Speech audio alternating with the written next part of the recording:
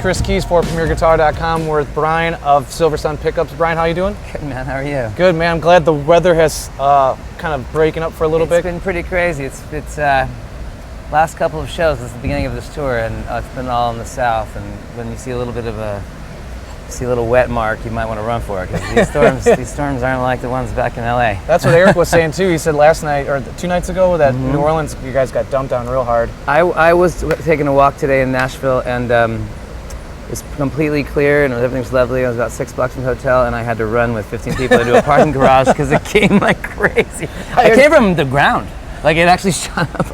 It's like that Forrest Gump where he's like, the rain came the sideways. Yeah, that's right. I know, and being from Los Angeles, I want to just somehow harness this power and bring it over there. Yeah, right. You know?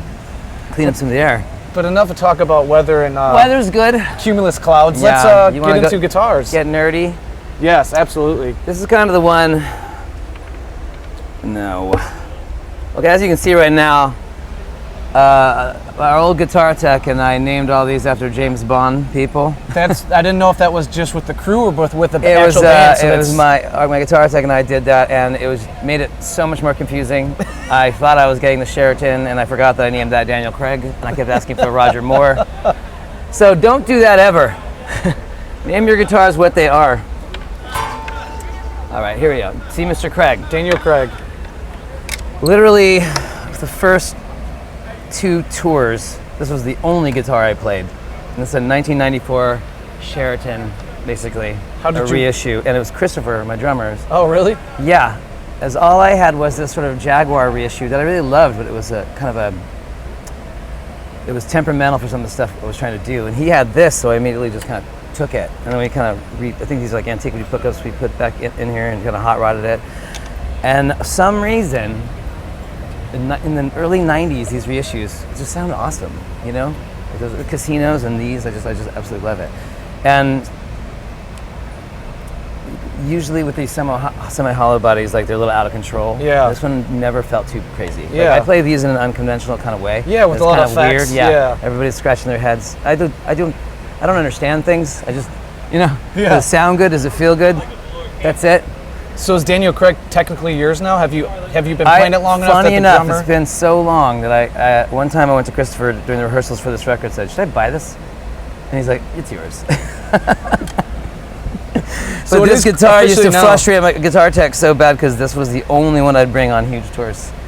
Jeez. I'm a guy who likes a uniform, you know what I mean? Yeah, but I love it. You've said in interviews before, I think it might have even been the Reverb video you guys did, where you said that you normally don't even own guitars, that you typically, Fred Armisen made a comment that musicians don't. Because he asked me a lot about gear and things like that, and I just like the way things sound. Yeah. I became a guitar player and a singer, not to become a computer scientist and an engineer, Yeah. I'm like, doesn't work, throw it out. New.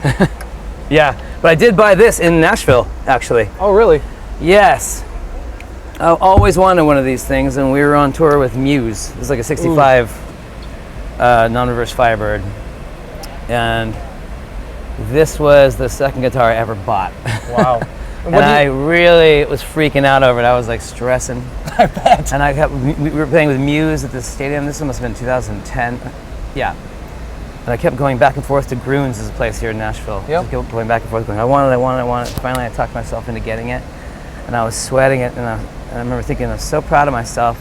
And I saw Matt Bellamy from Muse, and I said, Matt, I just bought this guitar. It was a big deal. He goes, awesome, I just bought like 50 things. And I was like, oh, okay. Shit.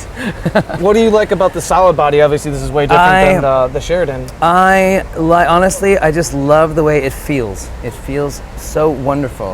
And I mean, old guitars, I hate to say it, they just have the dust on it. The lacquer has just been ripped off, and it's been through a lot. And at the end of the day, I just grabbed it, and I always loved the way the body hung. Yeah. And this has sort of a specific sound that are probably a little more conducive to all the craziness. Yeah. The that I used to do. So with this purchase, it really inspired me for the last 2 albums to actually have a sound in the vein of this thing. Yeah, I just love it. And I love it. And again, people are always telling me, like, stop bringing this thing on tour because you're going to destroy it. And I was like, I'm going to bring it on tour. I mean, it's a player look at it. I don't know how many dings and scratches you put into it, but it looks like you got a well played instrument. I can't quite tell. That's why this one's called The Connery. Oh, good old Sean. Sean. Yeah, scary. Have you done anything to it to, maybe swap out the We pickups or swapped out anything? these things a couple times here and there just to kind of get it working. The wear and tear. And yeah, I think there's been a refretting and stuff. Like again, I'm not trying to resell it. I'm just trying to play it. Yeah. You know what I mean? And Make it a player. as I just kept beating it up, it just was falling apart. I was trying so hard, but it's nothing like these guitars, Do you have a connection with the instrument? Because it is an investment. It's it's a vintage instrument. You probably put some coin on it. That you worry about things like that, or no? As long as it plays and it creates music in your head. Yeah, I can't get too heady about that stuff, or my brain will fry. Once I start thinking about all that, then it's sorry, put that in your head. Yeah, then it's like, how do mosquitoes have heartbeats? I don't know. How do they? And this guy, so Gibson's really, really nice to us. So like this. What about Mr. Moore? Moore is the new. Moore, rest in peace. Moore is a new Firebird that this was supposed to be like the one to help me if that one breaks down. Oh, like a backup. Yeah. So Gibson sent this, and it's actually, I played it, and normally these new guitars, like you can see how shiny. Yeah. With the lacquer, it's like your hand. Yeah, real slick. Slip and slide. But this actually feels really wonderful. And instead of it being a double, it was a terrible double for the Firebird.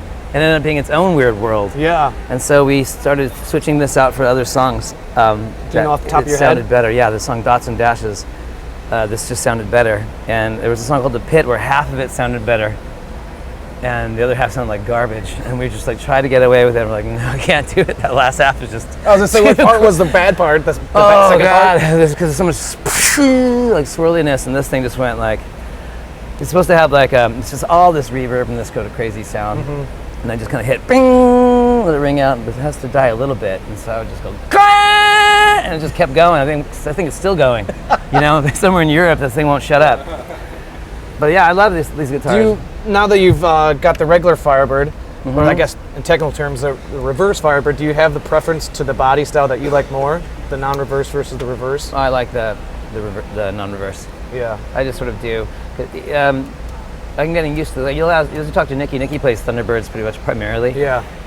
And when she's just sort of she's almost built her style just and her body shape almost around these things. And when she was pregnant and we had our friend Sarah fill in, handed her that bass and she just went. And was it like a little teapot? It was just like whoa. Yeah. I feel like you want to have really the most important thing for me with guitars is how does it feel on every piece of you? Yeah. You know what I mean? And even the shape does matter a lot. Well, you spend a lot of time playing. Yeah, and it's going to be on you. And if you get the wrong shape to your body, you're going to get a lot of bruises. What's Lazenby here? Lazenby is I only use it for a song Bloody Mary, and it's a SG. And again, Gibson was kind enough to give me this.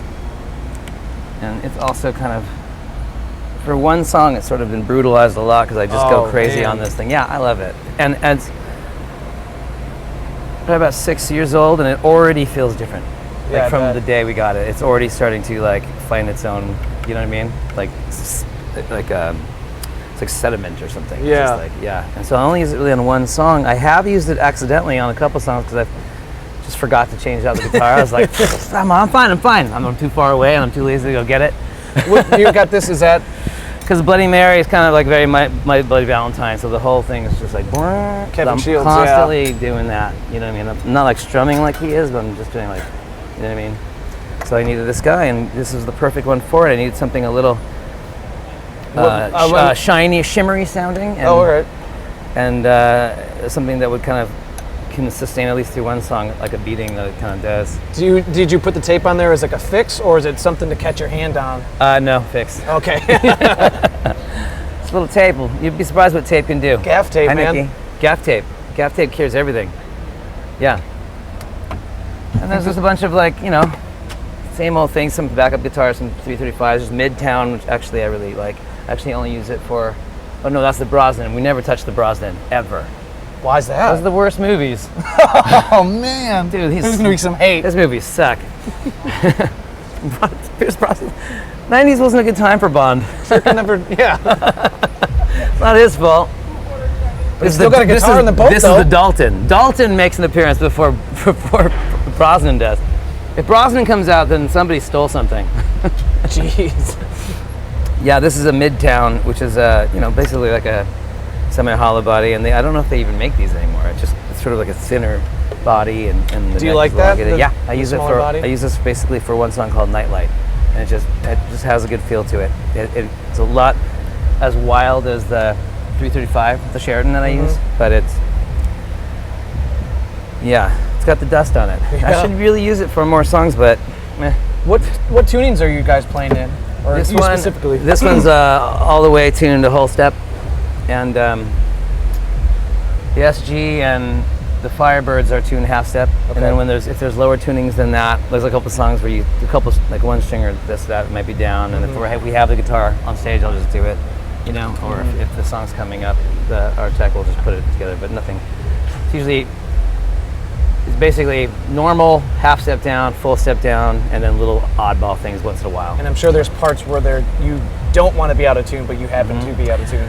There's parts where you don't want to be out of tune, and you happen to be out of tune, and that's why you got to learn to bend your finger. I've literally done this just to try and stretch the string out. Just to find that. Oh yeah, hot festivals too. Yeah. Like, you're kind of transposing it, like, yeah, that's not fun. And before we get on a guitar land here, what about strings? I see that you have a very convenient package here. No, yeah. Ernie Ball. I guess I use these. The Beefy Slinkies. I do. I sometimes I use these, but what's the purple ones? I feel like those are just the regular Slinkies. I think I use these and the regular Slinkies. I just always have used Ernie Ball. And cool. Again, it's one of those things where people ask you why you do things. It's just because you like them. Yeah. You know what I mean? At the end of the day, like, don't use them. Use something else if you want to. Right. But I like these. Just like this. I like my little yellow Dunlops. I was going to ask you, what about picks? Just love those things. I don't know where I got locked into that. I just love it. And every time I borrow another pick, it hilariously flies off my hand. But Nicky's picks are the worst. They're the worst. She has custom picks. They look great, but they're made of like soap. Super slick. They're just like gone. They're terrible. Yeah, she'll rebuttal that. Well, we'll let her have her defense in a minute, but let's go talk about amp and effects. All right, Brian, I know a lot of people are excited to see a pedal board and go through all your pedals, but to their dismay, not today. Not today. So normally, I have this crazy setup that we built, and I can't even remember all the components because my friend Fritz helps me out through all this stuff like that. But it had all these pedals, and they were wired in a way that for the switching system, you could put one in front of the other. You know what I mean? Yeah. And that definitely affects things. Yeah, and I'd have just two pedals up here. One of them being my Boss DD3, which is the one I always for the use for like percussion. Yeah. And we called it the Grimlock because the only way to access it, because you still had to go through a computer brain, the only way to access it was through this weird 1980s laptop that my guitar tech had, and you couldn't access it another way. It was so frustrating. Jeez. And I'd always play through this 90s Hot Rod DeVille, and I was playing through a Marshall, I think JCM 900, right? But I stopped doing that because I was just throwing effects at it, and the Marshall had its own world that I think is great for pure sounds, but for what I was throwing at it, it was just like, what are you doing? Yeah. So I got this, started using the custom Hiwatt, and just anything I threw at that thing just was like, give me more. Yeah, yeah. It's amazing. But right now, I'm using this fractal system, which was so interesting because when we started, someone started talking to me about this as far as like logistics for touring, like flying all over the place and how cumbersome these things are and how things kind of break down. Yeah. Some bands that I went to some of their rehearsals because they were using these things, and I was like, okay, what? They're like software? It's so strange. And then I saw them play and it blew my mind. Yeah. Just destroyed my brain. I couldn't believe that. And these guys were like pedal junkies too. And so we started monkeying around with it, and my friend Fritz and I spent 3 months and we were doing it in a way where we'd have to call Fractal, and they would just go, I don't understand what you guys are doing. Because most people, I guess, use it to simulate a twin.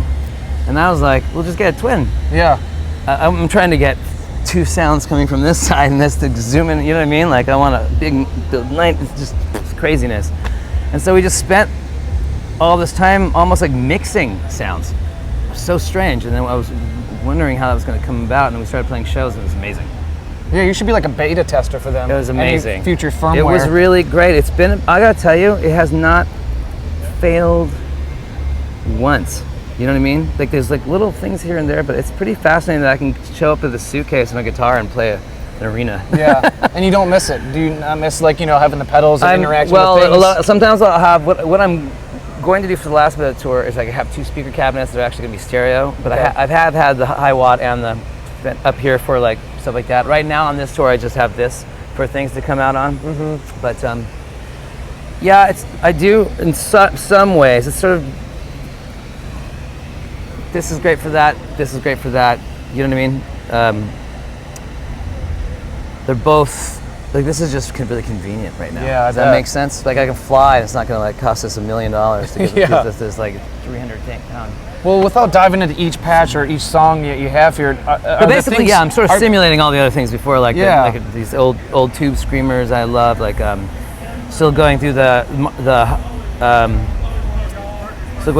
kind of a DeVille and going through Marshall. I mean, high watt. Okay. Also, I have a couple things where I use like a champ. I used to use like a champ head. Somebody made a champ head for me, like cut it. And so it was just a tiny little head, and we played through a big speaker. It sounded amazing. So did you like mimic that through the fractal, or are you just trying to get there? We would do that a little bit, and then try to forget that and see if we could go a little further with it. And sometimes we really would. And as more and more we would go, we would sort of discover other different sounds by combining 2 weird things, and then we would replace the other ones because we wanted it all to be cohesive. I don't want it like all of a sudden your guitar to sound like church bells. It has to still have a glossary like an album. And this has the opportunity to do whatever you want, but I don't want it to do whatever I want. I just want to be able to do that and have 9 things go on. Now, I'll tell you one thing, the dance is different. I used to have to do this. Yeah, I bet. And now I go like that, bink. It's almost like you're cheating now. Yeah, man, cheating. Total sellout. That's right. But I don't even play those guitars. I don't know whose guitars those were. Do you feel like this has more power in like, in terms of, because one thing I love about your playing in the albums and live is that you're not afraid to make the guitar not sound like the guitar. Yeah, this does that more. Yeah, so I would say in some ways this is probably more precise to what the records are like. Yeah. All of them, even like because we do a lot of like studio things. We just love the way things sound, and a lot of it was removing any air out of things. So going direct, especially Swoon, our second record. Panic Switch even has these like things that are just so direct. You never could quite do it live. But it didn't really matter because live is different. But this one this is almost like a gift to our front of house engineers because they get these things pure coming from the PA without anything. And this is only for just stage volume and for me feel something. Other than that, they just have it and they can manipulate it any way they want, and it's just it's a dream for them. Do you feel that sometimes when people have talked about switching between analog or just a full rig and a fractal or a Kemper is either not maybe say latency, but you know they miss that feel of that. So do you feel like you're pretty much there? I think if you get the amps behind you, you can. Okay. Yeah, the feel. I mean that's literally what it is. I mean honestly, things have changed so much. Like you go in clubs and you're playing through all your stuff, and it's amazing because you have these monitors that barely work. You're putting your foot on it. Yeah. But there's just sound all around you, and as our band has gone on. Technology has gone on to where, you know, how sides of stage are so boring now, just because of in-ears. Like, nothing's happening. I remember seeing Soundgarden, and it was sexy sound, you know, now. It's so sad. I couldn't wait to see them. We played with them, and we were on the side of the stage, and I was just like, okay. I took my friend, and like, will you trust me? She's like, yes. And we ran out, because I was like, I'm not watching Soundgarden on the side of the stage, because there's nothing. Yeah, no. Because there's no monitors, because they just hear it in their ears, so you hear drums and some amp a little bit. So I ran out on the ground and just put my elbows up and went in. And the funniest part about it was like these kids would push these kids, and these kids would go, "Great show, man!" Oh, thanks. Yeah, but I think it's just I don't know with this stuff it all is it's all the same because even when you get like even all the pedal stuff that I had was still so complicated and so crazy, and it's like at the end of the day. Whatever you want to do, whatever feels right, whatever sound you want to make, it's all in your playing and all in your choices, you know? Do you think that you'll record with this type of equipment? No, I don't think so. I don't think I'm hitting that space, because like I think this is really good for travel, really good for mimicking, sometimes even enhancing things that I've already set down. But I wouldn't really know. I couldn't see myself sitting down with it right now creating anything. Yeah. I still have to like, you know, have accidental like, whoops, I left that on, whoops. That too, yeah. So are you, I guess the one thing I know that for sure I want to know and people want to know is for your fuzz sounds, like what are you either basing her off or, because you know. Like a 80s Rat and like a Big Muff. I always have like a Big Muff. Like for, I don't know if this is on your current set or if it's even, you've even thought about how to translate that through the fractal would be like Panic Switch. That's a song that I think. Yeah, but I mean, it has a pedal that a friend of mine built too, and it was all direct and it's kind of mosquito sounding. Yeah. So we had this sort of mosquito sound over, not too much fuzz because because it was hard because there's so many notes and things like that. That was hard to remember. I can't remember the name of that pedal we used for that one. There's these pedals that went out of business. So we wrote that song, recorded in 2008. What was the name of it? This guy had all these pedals. He was like collected them, and I haven't seen them since. Damn. What are they called? Basically, especially then, just have like a garbage bag of pedals. People just keep bringing stuff, and we just keep trying things. And even with that, as we're writing the record, if something was better, we'll then go back on the other song and replace it with that to keep it all in a glossary of sounds. Mm-hmm. Yeah. And I guess the last question I have, because I don't want to be known as someone that's afraid to go there, even though I probably know the answer, is you record with a special rack mount from the 80s that you call your special weapon. Oh, would you care to go on record and let people know what it actually is? The Digiverb. Yeah. You know what I'm talking about? Yeah. Dude. So that's what it is. Yeah, I don't have it anymore. It broke. So there you go, folks. It broke, and then we got another one, and then I was able to replicate it with stuff that worked. But yeah, forever I had that thing. And again, that was a sound man's nightmare. But I liked it. Well, Brian, I appreciate it. It was just hit it. Wow. You have to hear the whole interview, going back to the to the beginning. Yeah. It's like Tarantino. We went all the way back and now we're forward. It's the circle of life, everyone. Brian, thank you very much. We're going to talk to Nicky. Uh-oh. All right, we're on, well, I guess not the opposite side of the stage, but a little further stage left with Nicky. Nicky, how are you doing? I'm good. How are you? Very well. Thank you for taking some time to talk to us about your gear. And typical bass fashion, you don't have much gear, so we'll knock it out real quick. So talk to us about your number one here that's over your shoulder. This is a Thunderbird, a Gibson Thunderbird, and I used to play, in the very beginning of our band, I played a P bass, and I was never like happy with how the sound went. And the bass got stolen from a show, and with the insurance money, we got a Thunderbird. I was talking with Brian, I'm like, I kind of want to try Thunderbirds. So ever since then, I just haven't gone back. What do you like about the Thunderbird versus any of the Fenders or the P or the J that you get out of it? I like the sustain, and I feel like it just is more powerful. Mm-hmm. And I play with the Ampeg 810s, and I feel like it's the perfect combination. Before I was also playing at 115, and it felt like everything I was like trying to play faster, but it was like I could tell it was getting clogged. And then I mean, it's a rock bass. That's I think I think the Who right on the bass. It's all rock and roll. But Joe and our old Joe, our keyboard player, and our old sound guy Fritz, our good friend, they worked together to create the Thunder Giraffe pick. So I'm the only one that has this, and it was specially designed for me. So what's with the CB heart? Oh, CB, a friend of ours, a very, very good friend. He passed away. Oh. Now it's been almost a couple years, and before he passed away, he had cancer. We were playing on the Jimmy Kimmel show, and he wasn't able to come, so I put this on. So he was able to be there with you guys. So he could be there, and Chris had put it on his drums, and he was just so excited because he used to come to every show. He used to come to everything with us, and he was such a big part of our band. And the song that came off our last album, Better Nature, Circadian Rhythm, is all about him. That's right. So. Let's see what else we have here. Oh, and Brian named my good basses, although I have named them Giraffe 1 and Giraffe 2. He called them Miss Galore. Which is the femme fatale, like the counterpart to James Bond. And there's another counterpart. I can't even remember. I'm like, I'll just call them what I want. One's D sharp, and one's my E. Or Giraffe 1 and 2. Yeah, Giraffe 1 and 2. So, but it's still on there to make him happy.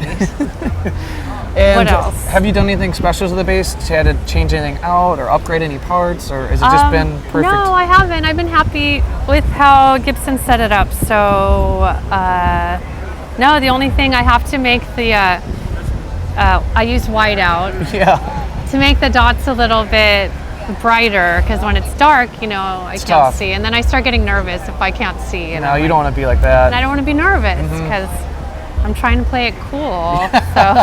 Well, that's one thing I was going to say. I didn't say with Brian, but when I've seen you guys play numerous times, that you guys always seem like you're having so much fun.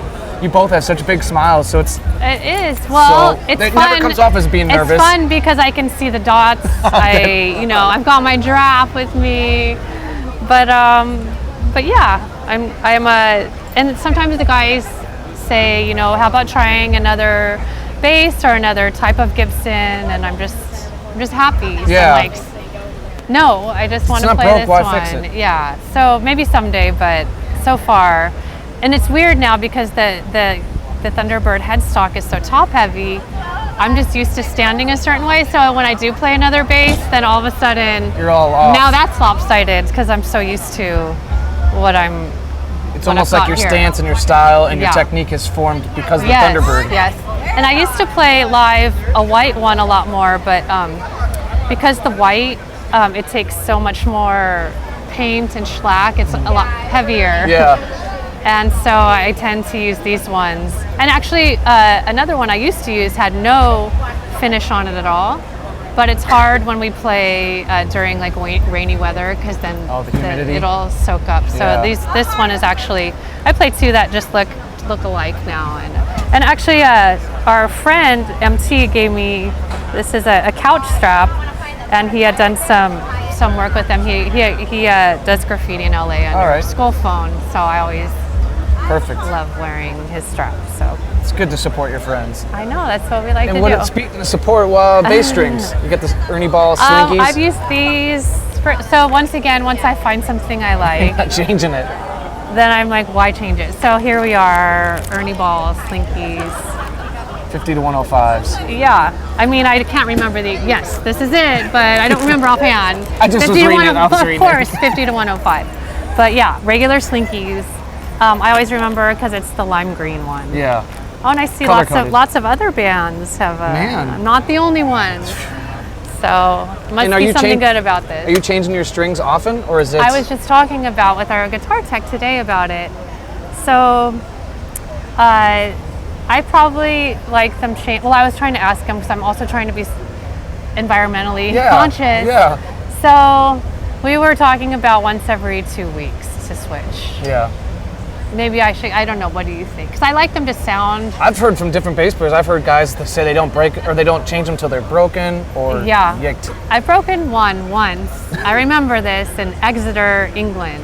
Wow. In a very small club over there. I don't know what happened that night, but I broke a string. but yeah. So I like it to sound kind of like.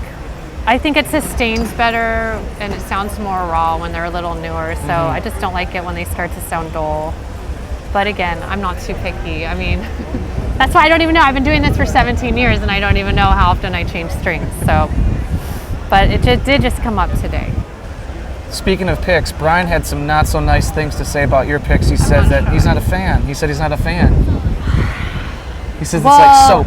No, well now our guitar tech, he knifes through them because Brian likes to use the kind that have powder. Yeah, the grip. Because maybe he gets too nervous, his hands sweat.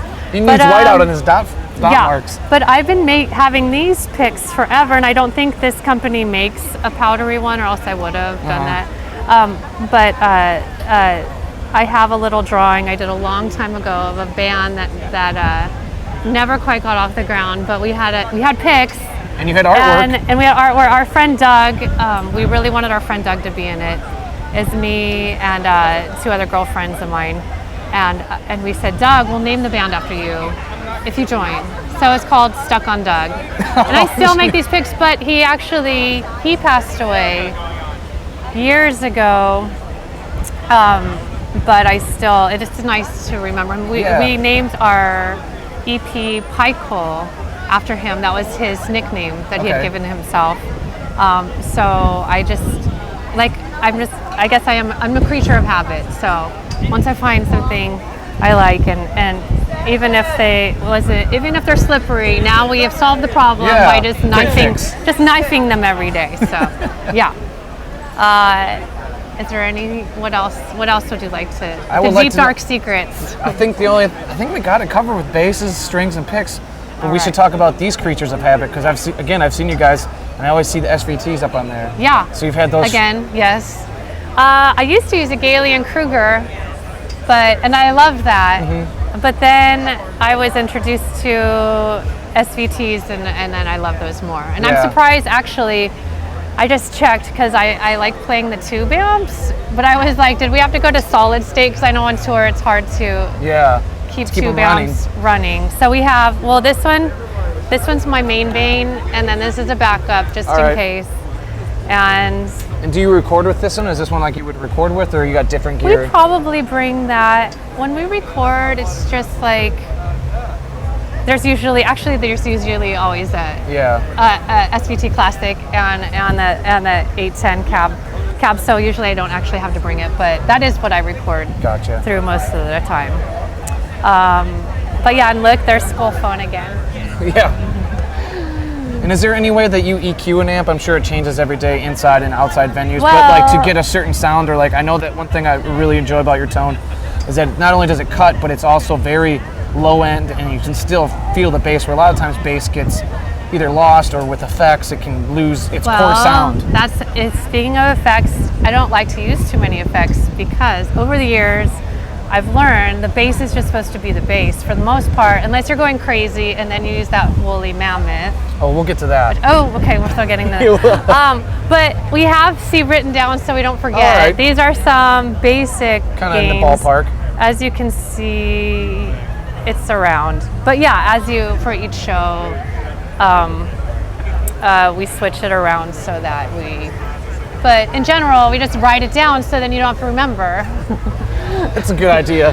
I've got enough to remember during the show. Yeah, let alone anything else going on. Sometimes I will mess with it slightly during the show, but basically we set it up at sound check, and then I don't have to worry about it. Well, you've already talked about it, but let's touch on the few pedals you do have. Yeah, I used to have more pedals, and then slowly I just started taking them away because I wasn't using them. Well, yeah, I know the one you had at one point was the Maleko, the Bassmaster, the big. The Assmaster. Yeah. Sorry. No, you didn't say Assmaster. Yeah, and that one comes with the Dracula teeth. Yeah. So it's extra exciting. You get a gift with your gift. But now I'm using this woolly mammoth when things need to go really crazy. Say at the end of Lazy Eye. And then I just wanted to crumble. Is that another and thing? Be really loud. Maybe you're using for like Mean Spirits if you guys play that. That would be excellent. Although we haven't played Mean Spirits in a while, but I was using the bass overdrive. But I think the woolly mammoth would be something for that too. Okay, yeah, because that's a pretty gnarly. The bass overdrive seems to have a little more control, so that and Mean Spirits is fast, so I need it to like not keep go up, too crazy. Yeah. So I guess I would tend to use the bass overdrive for that. And then the compressor, I don't like compression, but sound guys do, so I tend to. Is that on then pretty much all the time? I just leave it on. And then we have a pick down. Never waste your picks. No. We have a clean channel and a dirty channel that goes. Okay. So maybe I've set it too crazy. He can do some fine tuning. And then I don't know what this pedal is. I think it's the power pedal. Yeah, power play. Yep, for all the pedals there. And then plugs. And then a tuner. Actually, this is a brand new tuner because we just played a show where it was pouring during sound check and it got wrecked. That's what Eric said, yeah. Yes. He said he has the other tuner in a bag, Ziploc bag. Yeah, you know, trying to get it to come back to life. The other one's like 10 years old, probably at least. And I see they've changed it up. Yeah, we got a a TU3 now. So now the dot. So when I have we do a lot of things with a half step down. So when I need to check it, it's hard to see the tiny little D sharp dot. Trouble. Right? It's rough. It's rough being out here. bass player. Yeah. Let's see what else is. And we have. I think that might be it. Or what do we got? Well, we have the Roland drum pad. What do you cue off this? What do I cue? You're like, what do you like? Are there like you hitting like patches, or what do you? Play. Or do you play? Sometimes, like for Friendly percussion? Fires, one of our songs, I'm playing. It was a keyboard part, but Joe's doing so much stuff that I play the keyboard part. We programmed what the keyboards sound like, and then I just punch the pads. And then also for Friendly Fires, I use the Omnichord, which I love. And we also use this because a couple of our songs have vibraphones. Yeah, I was gonna say you guys need to bring the vibraphone out. So that's our vibraphone. Oh, okay. It's amazingly what technology can do. And then I have to borrow Chris's sticks, which I love. He made a little Silversun pickups that looks like Star Wars. Oh yeah, it does. But then I see I got another one that is not his, so he tries to give me some rejects too. And then it says someone put Nicky sticks over there. Get it? Okay. Well, he actually, because he actually played Thunderbirds and too. And he did play Thunderbird, it's all but full he circle. did not play a Thunder Giraffe. No. Just I saw the first one in my life, right here. But see, it's tricky. It looks. It looks. You would never know. What else? Oh, and then I think in 2009 when we made, I think Swoon? this was for Swoon. Yeah. We were playing with the name machine, and I just put my name on it. So. That one's completely yours between the giraffe, the name sticker. You know, no one can ever claim it's not. No changes. No changes. Well, Nicky, okay. I appreciate your time. Thanks. I talked a lot more than I thought I would. God, I talked way too much. I learned more about my stuff just talking to you. I'm thankful that you talked as much as you did. And look, we're trying no plastic. See? We drink out of chalices now. It's reusable. Nicky, thinking about the earth. Chris Keys. All right, bye.